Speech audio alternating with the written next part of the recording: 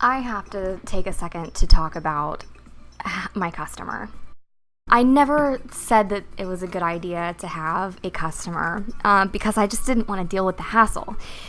Think about, okay, I'll put it this way. I knew a girl a long time ago that she gave all these guys her phone number and stuff, and she would text them inside and outside of the club, and no matter where, like if we were out at lunch or something, she'd be texting somebody, and it would be a customer. And I couldn't imagine that idea of texting people at all outside of work. It just sounded so not fun to me. But also keep in mind, I'm very introverted, and the idea of having to text anybody is usually not fun for me. So if you're the type of person that's on your phone all the time, that enjoys texting, hey, go for it. Maybe you'll be happy that you did it. But in my case, that wasn't what I wanted to do all the time. So, but this girl would have guys like pay her rent and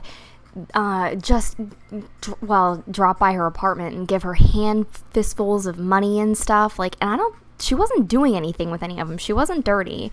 So, and I'm not saying, I shouldn't be so judgmental to say that that's dirty. I think prostitution should be legal, by the way. It's your body. I think you should be able to do whatever the hell you want to do with it. So I'm not judging. I shouldn't have said it that way. I guess that's just a stereotypical kind of way to do it. And another thing, by the way, I've never done that before either. Never. I've considered it once or twice, once, and then the guy that I ended up actually, I was at work and I was dancing for this guy I found super attractive at the moment, and I actually thought if this guy offered me a couple $1,000s to go home with him, I would do it. And he ended up asking me if I wanted to see him later, and I said no, and he, basically begged me to go out with him, and I said, listen, I'm not interested in going out to just hang out with you. I said, but if you want to take me to go play poker after I get off work, we can do that, because I loved poker, and it would be 4 or 5 in the morning, and I wanted to play, especially because that was a way for me to make more money. I would sometimes let customers take me to the casino, and I would gamble with their money and keep the money. So, but I just don't feel bad about this. It's entertainment. I would have never hung out with these people otherwise, and I'm sure they knew that. So you pay to play. That's just how it is. They go to a strip club. They're paying for entertainment. They're not paying for a normal girl to hang out with them. They're paying for an entertainer to keep them entertained. That's what we do. That's just the deal. That's how it works.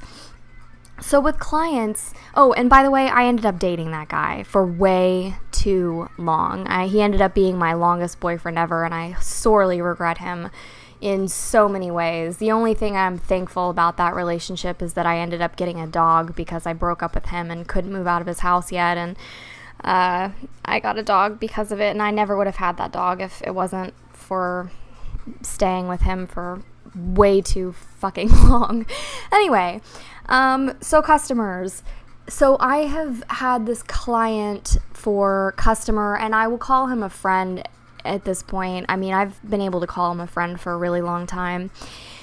I said a long time ago, I want to have a customer that will love me forever, no matter what. Doesn't matter if I'm mean to him, doesn't matter if I don't do anything for him, doesn't matter. Like, this guy will be in love with me forever, no matter what. And I got that.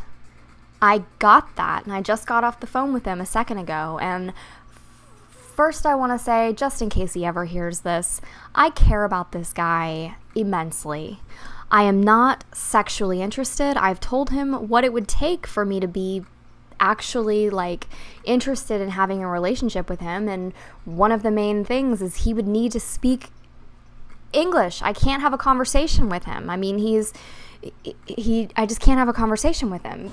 We have a very surface relationship when it comes to communication because I can't talk with him about hardly anything. So that makes that, but that's what I wanted. I wanted a relationship like that. I wanted a relationship with a guy that, I even said that doesn't speak very good English, that will do anything I want him to. And I found that. And I care about this guy so much. He's done so much stuff to help me. Like it's been ridiculous.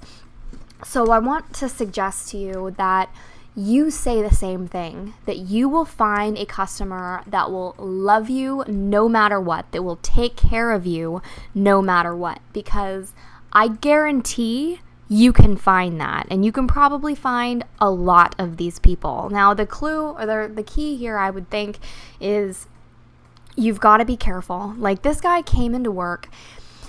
I met him the first night. He spent a shitload of money on me the first night.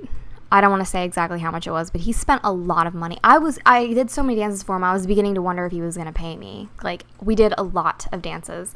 And finally, when we were done, I kind of even pushed it for almost to be done, because I was like, am I wasting my time with this guy? Like, is he going to pay me? And we finished, and he just reaches in his wallet and pulls out a bunch of hundreds, and I was like, okay, awesome. And I didn't know if I was ever going to see him again. I don't think I got his number or anything like that. And he showed up again the next night and did the exact same thing. I got the same amount of money from him. And then he came back again later I think it was the next day, and gave me a lot of money again. And I didn't even dance for him this time. I just sat down and talked to him. And then he came in again. And this time he gave me a lot of money, but he said, not nearly as much as the first 3 times, but he said, you know, this is fun, but I'd really like to see you outside of here. And I know the deal with clients. When you get a customer that comes in to see you regularly, they start to get the idea that they're your friend.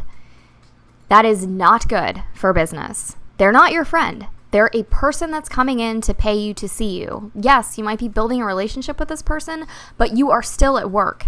That's just as bad as having a girlfriend at work that wants to talk to you all night and waste your time. It's not acceptable if you want to make a lot of money. So I knew the deal with that, and I was like, if you want to see me outside of here, you can take me shopping. And he said yes. And the very first time I went shopping with him, I honestly can't recall how much money we ended up spending, but I will tell you this. We ended up going into the Tumi store, and I was like, and I knew it was going to be expensive just walking in the door. And I said, you should probably give me a limit in here. And he said $1,000. And I was like, fuck yeah. So I got this really, really nice suitcase. He ended up getting me a lot of luggage from there later. But anyway, that's how you can build, that's a way that you can build relationships with clients. And if they want to start seeing you outside of work, make them take you shopping. Don't just go to dinner with this person, because all of a sudden your relationship with them is going to move way to the next level. They just went from spending hundreds of dollars on you in the club to a $50 dinner. Like, fuck that shit. You don't have any, I don't want to say like you don't got time for that, but fuck that shit. Like, if you want to be the best, if you want to really make money in this industry fast, know you are worth it, because trust me, you are worth it. There are so many things that you can do to help improve who you are, your personality, and make you just better and better by the day.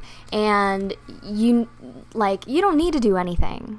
But if you're here listening to me right now, then obviously you're looking for clues. So those are my clues for right now. I hope this was very helpful. Have a wonderful, or I should say, make it a wonderful day. Take care.